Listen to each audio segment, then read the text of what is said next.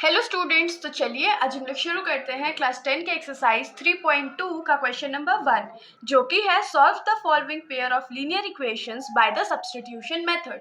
तो इस क्वेश्चन में हम लोग को क्या बोला गया है कि नीचे जितने भी पेयर ऑफ लीनियर इक्वेशन हम लोग को दिए गए हैं सबको हम लोग को सॉल्व करना है सब्स्टिट्यूशन मेथड से। तो अब सब्स्टिट्यूशन मेथड हम लोग सॉल्व कैसे करेंगे, तो चलिए देखते हैं।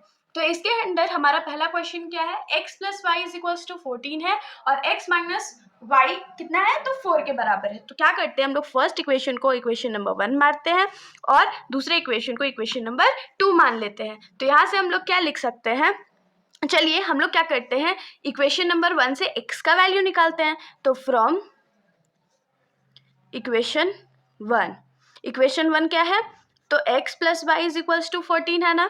तो x का वैल्यू यहाँ से क्या निकल सकता है, 14 माइनस वाई निकल सकता है ना। देखिए x का वैल्यू क्या हो जाएगा, 14 माइनस वाई। क्यों, क्योंकि y लेफ्ट साइड में प्लस में था तो राइट साइड जाके वो माइनस हो जाएगा। हमारे पास x का वैल्यू आ गया ना। तो यहाँ से हम लोग लिखेंगे put x is equals to 14 minus y in equation number 2। Equation number 2 में हम लोग x का वैल्यू पुट कर देते हैं। तो इक्वेशन नंबर 2 हमारा क्या है, x minus y is equals to 4। तो पुट करते हैं, तो x के जगह क्या लिखेंगे, 14 minus y is equals to 4 हो जाएगा ना। अब देखिए 14 इधर प्लस में है तो इधर जाके क्या हो जाएगा, माइनस हो जाएगा। और माइनस माइनस क्या होता है, प्लस होता है। तो माइनस माइनस प्लस हो गया, तो y प्लस वाई 2y, लेकिन साइन तो माइनस का रहेगा ही। और यहाँ पर क्या हो जाएगा, 4 माइनस 14, क्योंकि 14 जो है वो माइनस में चला गया। तो ये क्या होगा, minus 2y is equals to, अब बताइए प्लस माइनस क्या होता है, माइनस होता है। तो 14 में से 4 माइनस करेंगे तो कितना बचेगा, 10 बचेगा। और क्योंकि 14 बड़ा था इसलिए साइन माइनस का लगेगा।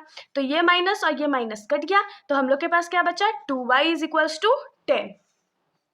तो y का वैल्यू हमारे पास क्या आ जाएगा, 10 डिवाइडेड बाई 2, क्योंकि 2 इधर मल्टीप्लाई में था तो नीचे आके डिवाइड हो गया, तो ये डिवाइड होके 5 आ गया। तो यहाँ से हम लोग को y का वैल्यू क्या मिल गया, 5 मिल गया। अब हम लोग को क्या चाहिए, x का वैल्यू भी तो चाहिए होगा ना, एक के साथ नाइंसाफी थोड़ी करेंगे। तो अब हम लोग लिखेंगे now put y is equals to 5। अब मान लीजिए अगर ये हमारा इक्वेशन नंबर 3 है जहां पर हमने x का वैल्यू निकाला था, तो इन 3 तो पुट कर लेते हैं, x का वैल्यू क्या हो जाएगा, 14 माइनस वाई।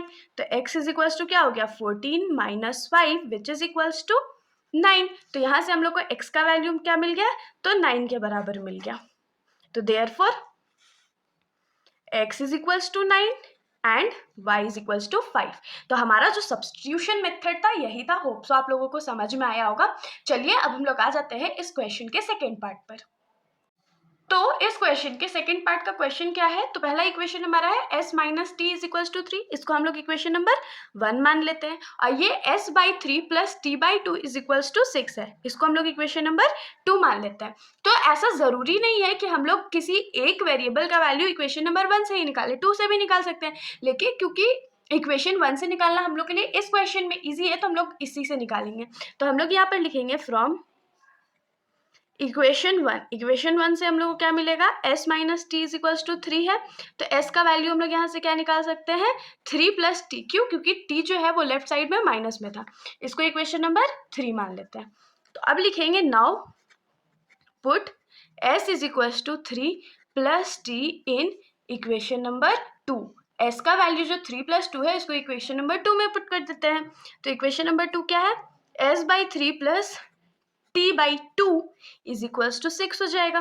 तो s की जगह क्या पुट करेंगे, 3 plus t whole divided by 3 plus t by 2 is equals to 6। अब इसको सॉल्व करने के लिए हम लोग को क्या करना पड़ेगा, तो एलसीएम लेना पड़ेगा। तो हम लोग एलसीएम निकाल लेते हैं फटाक से। तो 3 और 2 का एलसीएम क्या आएगा, 3 2 जा 6 ही आने वाला है ना। तो हम लोग इसमें क्या करते हैं, 3 2 जा 6 है, तो ये 2 इससे पूरा मल्टीप्लाई हो जाएगा। यार 3 के टेबल में 6 कितने बार में आता है, 2 बार में आता है ना। तो 2 से ये पूरा मल्टीप्लाई होने वाला है। प्लस 2 के टेबल में 6 कितने बार में आता है, तो 3 बार में आता है। तो 3 इंटू टी हो जाएगा, that is 3t is equals to 6 हो गया। अब हम लोग क्या करते हैं, ये जो 6 है इधर डिवाइड में है तो लेफ्ट राइट साइड जाके वो मल्टीप्लाई हो जाएगा ना। तो इसको हम लोग इधर मल्टीप्लाई में भेज देते हैं, 6 इंटू 6 हो गया। और 3 2 जा क्या हो गया, 6 plus 2 into T 2t plus 3t। तो 6 तो हम लोग ऐड नहीं कर सकते क्योंकि न्यूमरिक वैल्यू है। और 2 + 3 कितना हो जाएगा, 5t हो जाएगा, इज इक्वल्स टू 6 6 जा 36 हो गया। अब देखिए ये जो 6 इधर प्लस में है, इधर जाके क्या हो जाएगा, माइनस हो जाएगा ना। तो ये क्या हो जाएगा, 5t is equals to 36 minus 6, जिसको हम लोग फर्दर क्या लिख सकते हैं, 5t इज इक्वल्स टू 30। तो 30 हो गया। अब देखिए 5 जो है इस साइड मल्टीप्लाई में, तो इधर जाके डिवाइड हो जाएगा, तो t इज इक्वल्स टू क्या हो जाएगा, 30 डिवाइडेड बाई 5 विच इज 6। तो यहाँ से हम लोगों को t का वैल्यू क्या मिल गया, 6 मिल गया। तो t इज इक्वल्स टू 6 आ गया। अब हम लोग क्या करते हैं, t का वैल्यू हम लोग इक्वेशन नंबर 3 में पुट कर देते हैं ताकि हमारा जो s का वैल्यू है वो भी हम लोग को मिल जाए। तो अब हम लोग लिखेंगे now put t is equals to 6 in equation number 3। तो s is equals to 3 + t है, तो यहाँ क्या हो जाएगा, s इज इक्वल्स टू 3 + 6, जिसको हम लोग क्या लिख सकते हैं, 3 + 6 कितना होता है, 9 होता है। तो यहाँ पर हमारा s और t का वैल्यू निकल चुका है। तो अब हम लोग इसको क्या लिखेंगे कि therefore t is equals to 6 and s is equals to 9। ये हमारा आंसर हो गया। तो इसके साथ हमारा ये जो सॉल्यूशन है यहीं पर खत्म हो जाता है। अगर आप लोगों को वीडियो अच्छी लगी हो तो वीडियो को लाइक कर दीजिएगा और मेरे चैनल को बिना सब्सक्राइब किए कहीं मत जाइएगा। Thank you.